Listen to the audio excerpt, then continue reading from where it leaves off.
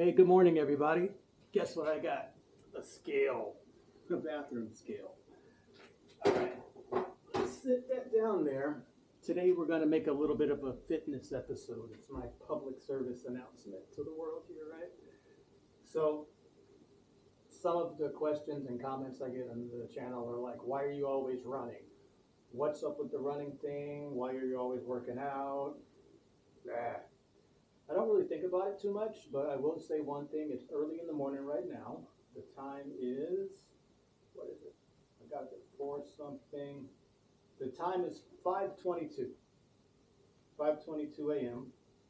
And I'm suited up, had my coffee, getting ready to work out and go run, right? Run the beach, run the hills, go run a couple miles somewhere. Today, probably 6, 7 miles, 10 kilometers, right? So, let me tell you guys why. Some of you guys who are not, I've heard the story like 99% of the world isn't runners, right? The reason for that is surprising. It's not because they got bad genetics, bad knees, you're too old.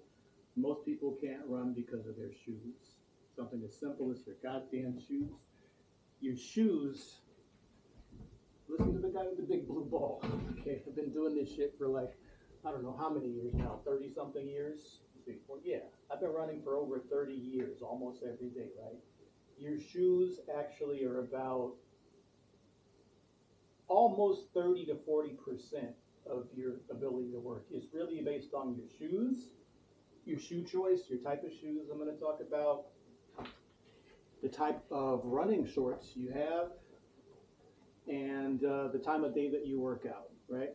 I personally can't work out during hot, sunny weather. I just can't do it. The sun makes the running like 3, 4, 5 times harder. So I go running when it's dark and run into the daylight, into the morning sunrise, or vice versa at night. Either way, no UV, no sun.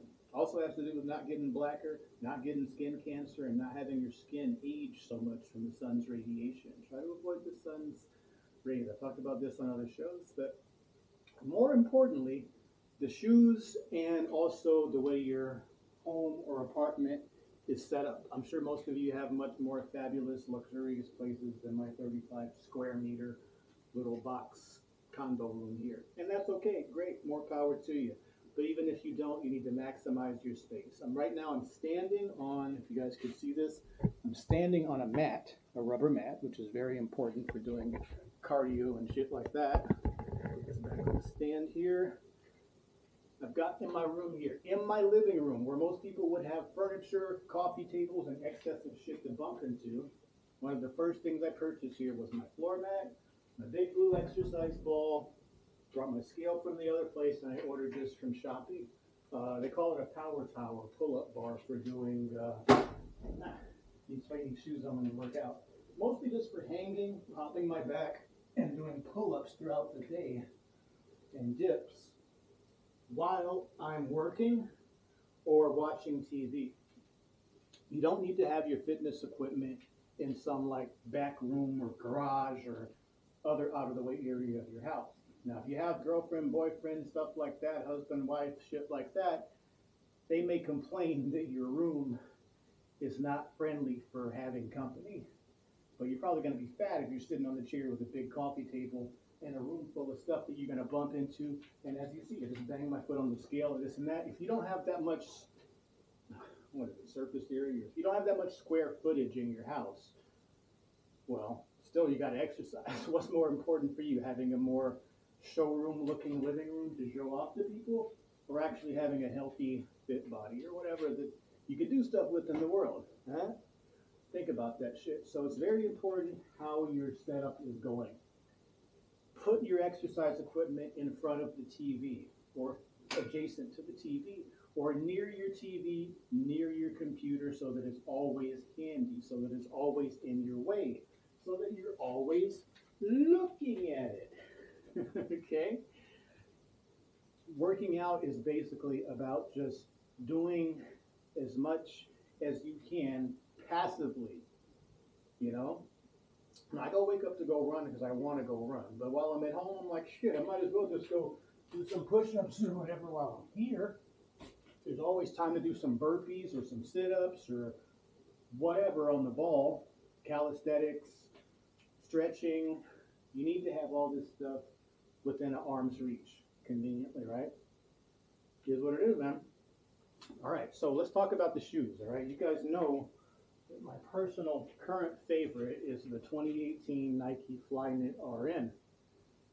They stopped making them for a while, then they started making them again, surprise, surprise, because of demand, and soon they'll probably have bootlegs of them, but they're about like, currently they're going for like $70 to $100, depending.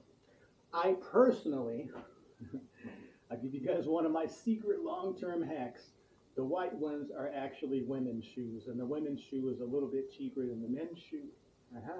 Just do the conversion online. Size 12 women's converts to size 10.5 men's. Now this shoe in particular, I show this to people all the time. You can fold it up like a taco.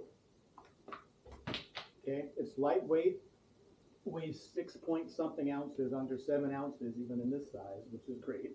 Wash is great. I can wear them, wash them. I wash them every other day, and I'm lucky to get about 300 to 400 miles out of them before the bottoms start scrubbing off like pencil eraser.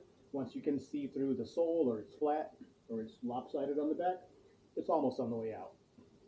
All right, so your shoe choice matters. Very important here. I'll show you the difference why. Okay. While looking for a replacement for this shoe, because it is my favorite shoe, they have another shoe with a similar type called the Free Run, the Nike Free Run, except for if you notice, it's enclosed. There's no ventilation holes. The Flyknit is basically like wearing a fishing net. It's like an almost see-through shoe that your feet can breathe in and they don't get hot.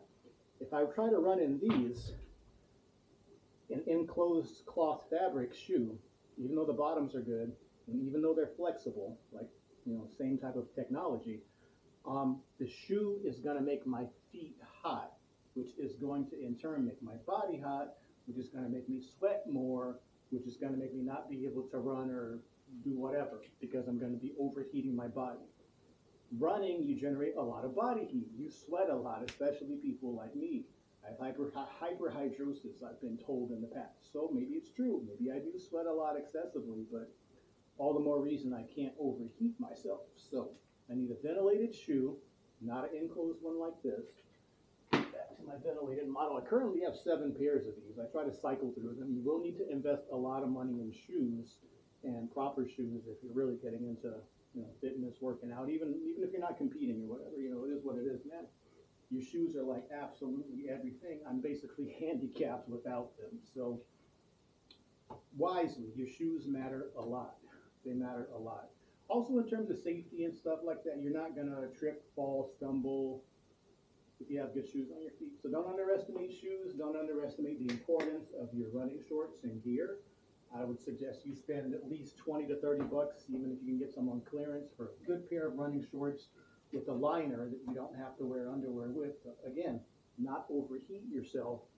Don't make working out or running or whatever you're doing any harder than it already is, right? I see people, they're huffing and puffing and running, and I seem like, shit, well, you're wearing a t-shirt, or you're wearing sweats, you're wearing enclosed shoes, you're heating up your body artificially before you even get your heart rate going, man.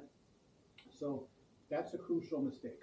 Yeah, and also don't be afraid to be embarrassed while you're working out or running. While you're at home, take off your fucking shirt, man. While you're out running, if you're a guy, you take your shit off, man. Work out. Notice there's a couple mirrors here.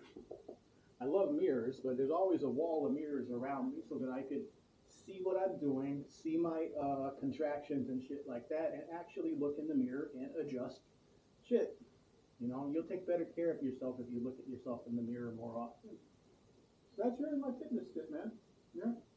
Not much to. I mean, the other half of it, I would say, is, of course, your diet, your routine, your eating schedule, your vitamins. Why don't we go into that real quick, too? Okay, because the cabinet's right behind me here. All right, so let me just turn the camera around here so it's easier. Okay, so up here in the cupboard, here's a vitamin cabinet currently. We have, I've gone over this before, but let's do it again. Collagen, biotin, hyaluronic acid, very important for your kneecaps and joints, for those of you that say your knees hurt and stuff when you run. It's your basic multivitamin, glucosamine, again for joints, kneecaps, and stuff, and of course vitamin C. And of course, probably the most important one of all, this one here, which is Testo, 40 milligram. I'm currently taking 2 of those a day, and that helps as well too. And this protein I got from online in Thailand is so small, it's the size of my hand. It's like a joke. Got to bring that back from America in a bigger size. But you do need to have these vitamins, or at least some of them. It will help you in your journey, all right? So that's all. Let me tell you guys about that. You have to spend a little bit of money, but it's an investment in yourself. So, you know, it is what it is, man. You guys live your life how you want to. I'm just explaining to you how you can make this a little bit easier on yourself. Working out doesn't have to be strenuous, painful, hard, exhausting, tiring. It's actually quite fun if you have the right gear and equipment. Meaning, mostly shoes, shorts, if you feel like it, get some headphones to go around with or whatever. But I mean, there's not really a big hoo-ha going on once you have the right equipment. You know, you can't work out in street clothes, and you can't work out in cheap, heavy-ass clearance rack exercise clothes. You're just doing yourself a disservice and shortchanging yourself. So that's all I got to say before I go run and start the day. All right, you guys have a great one. This has been my little brief exercise tip fitness. Some of it might be quite obvious, some of it might not be, but you know, there's nothing to do other than set your alarm clock and go do it, and then get on and start your day. It's just another part of your day, and after a while, you don't even really think about it. So that's my Shimmy Cash advice for being a runner. Even if you're not a black Ethiopian long-distance runner, you can apply this to any sport or anything that you do. Just make it a little bit easier on yourself and invest in your shoes, clothing, and a little bit of vitamin and supplements, and you should be all right. Now, of course, there's also all sorts of other stuff like, oh yeah, man, yeah, you need to have protein. If you don't have protein powder, go buy some eggs. I have like 3 or 4 egg omelet every day. That's obviously crucial to get a little bit of protein in, but you really don't even need protein that much unless you're trying to build muscle. I don't do a lot of protein, therefore I don't have a lot of muscles, you know, and I don't exercise my arms, my choice, but it's all down here.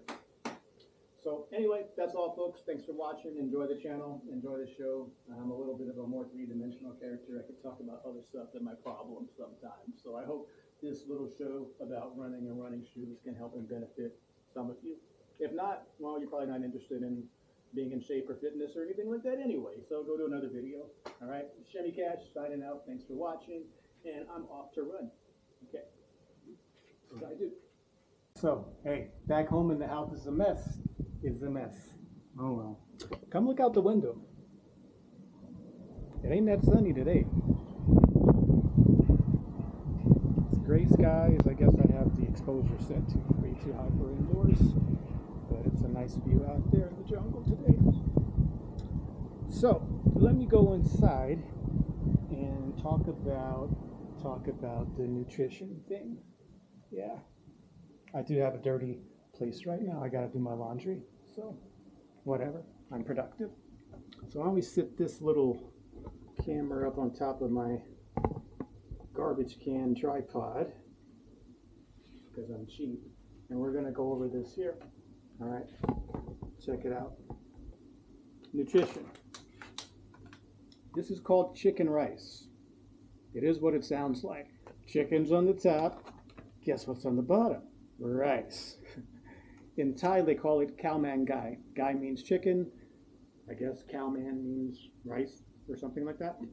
This is the most common street food you can get in Thailand. The price ranges between 40 to 90 baht, depending on the city and location you're in. Where I'm at currently, I get it for 60. In my old neighborhood, it was 40. In Bangkok, it might be 100. So, depending on where you go, but this is about the portion you'll get. Has all the protein and everything I need. I have these usually twice a day, right? This is about $2 worth, right?